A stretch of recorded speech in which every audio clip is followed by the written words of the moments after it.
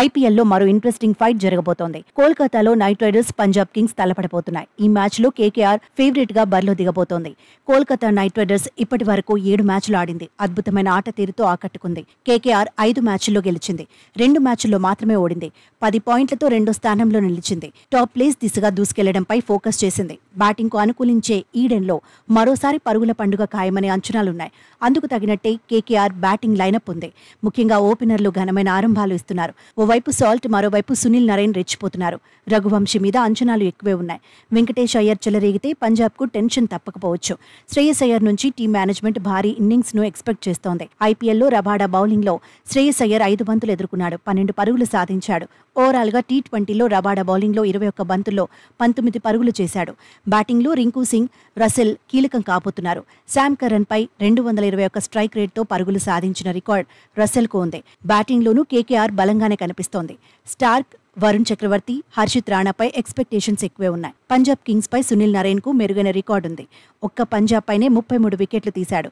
Economy 7.06 మాత్రమే. Average 19.90.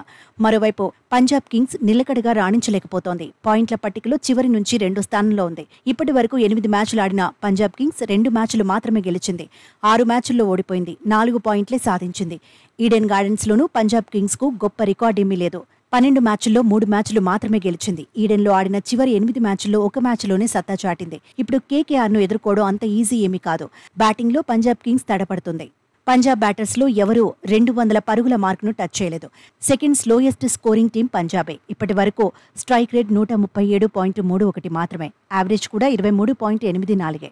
బౌలింగ్లో మాత్రం పంజాబ్ మెరుగ్గా ఉంది. ఇప్పటి వరకు సీజన్లో 200 పరుగులు ఇవ్వలేదు. 2 సార్లు 199 పరుగుల చొప్పున ఇచ్చింది. 24.94 యావరేజ్తో పంజాబ్ బౌలింగ్ యూనిట్ బెస్ట్ అనిపించుకుంటోంది. డెత్ ఓవర్లో Punjab Kings average 15.73. Third most economical టీమ్గాను రికార్డుల్లో ఉంది.